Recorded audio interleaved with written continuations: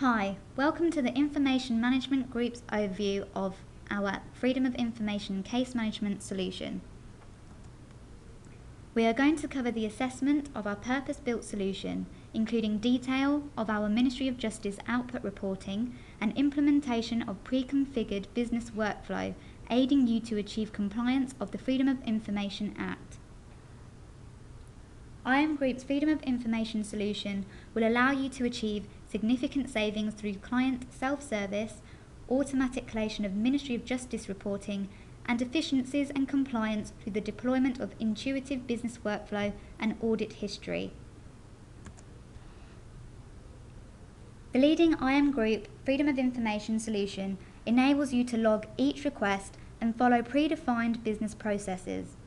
The system automates tasks and acknowledgements and provides routes to efficiencies through requester self-service. Importantly, the solution also provides the automatic data capture needed for Ministry of Justice quarterly reporting, generating significant time savings for public authorities. The solution process we are going to demonstrate now covers the full cycle of a typical Freedom of Information request. We are now going to show a short demo where Adam Brown, a member of the public, will log a request via the IMGROUP website.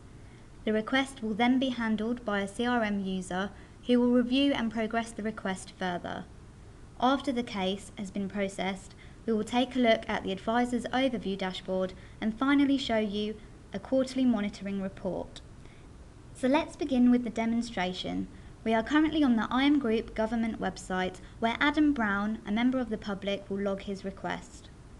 The requester has to create an account before they can log a request. For the purpose of the demo, Adam Brown has already got an account. Here we can see Adam Brown is now going to log a request. We'll type in his username and password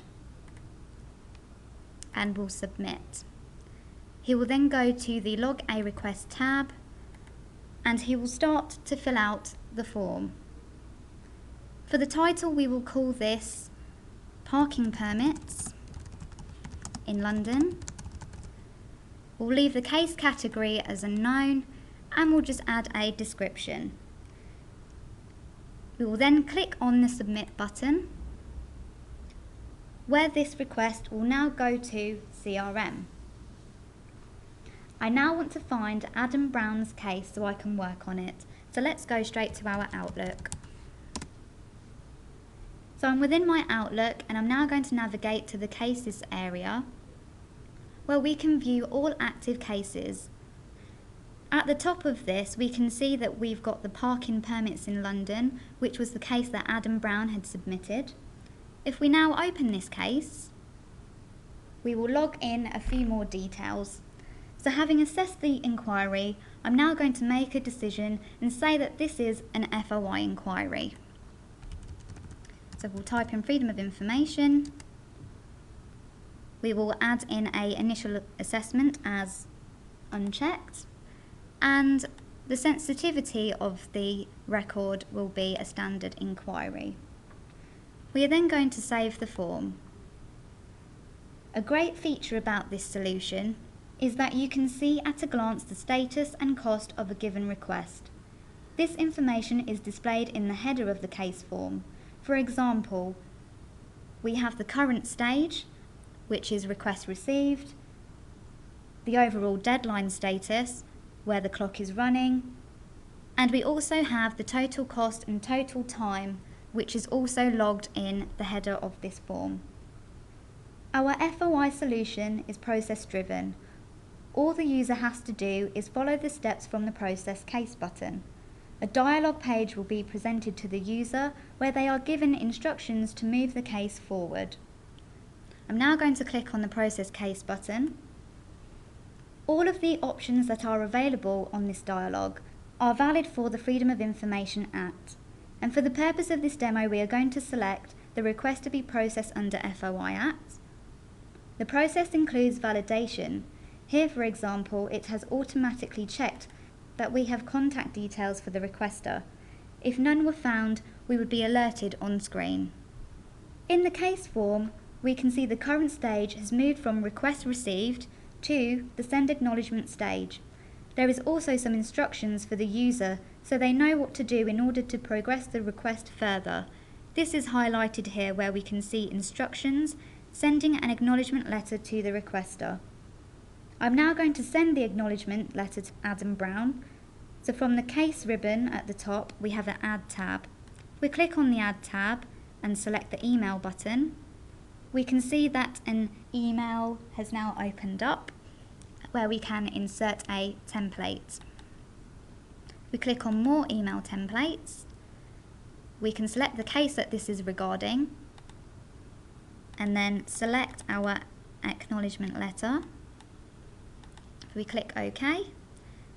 This will now include some of the information that is on the case form. We can see that it's pulled through the case reference number, the act it's related to, and also we have not had to enter in any details at this stage as it's done it automatically for us. The case stage has now moved from sending an acknowledgement to assessing the case.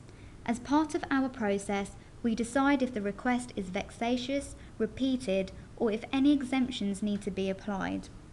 So let's click on Process Case, and we will now click on Process Request.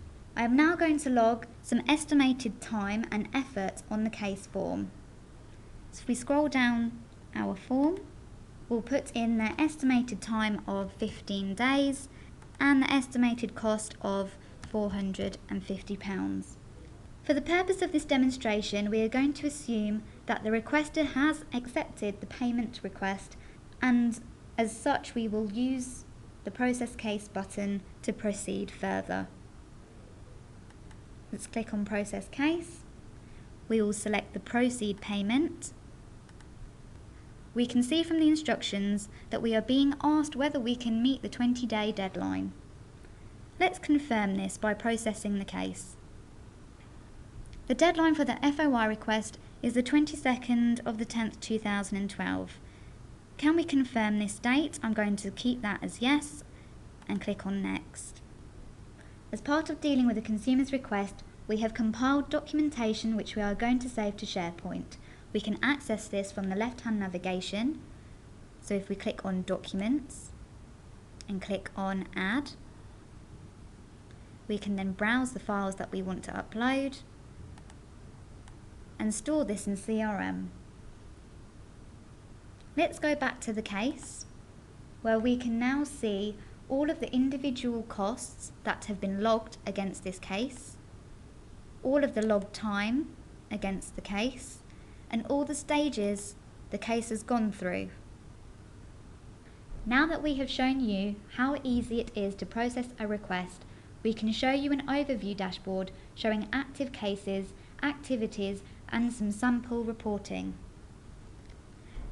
This dashboard is showing us all the active cases that I have created, all of the activities that I need to do. We can see here that we have a task to publish content to the FOI website, and this task was automatically created from the previous dialogue. We also have 3 charts above. The first one shows all the requests received in the last 7 days, where the case was originated from, and all cases by subcategory. As part of the system, reports can be built to meet regulatory requirements. For example, we have a quarterly monitoring report. Reporting information can be exported into different formats. For the Ministry of Justice, these currently need to be in Excel. If we click on the Reports area, we can see at the top we have a quarterly regulatory report on Freedom of Information Act. I'm now going to run this report. So this is what the report currently looks like. And I can go on to the second page where I can see some more information about the report, such as vexatious requests, any exemptions that have been used.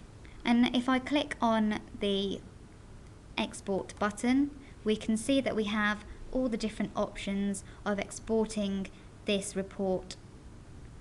I hope you found the overview useful. IMGROUP work with a number of clients across both public and private sector. We hope you have enjoyed the introduction to our Freedom of Information solution. If you require any more information, please contact us.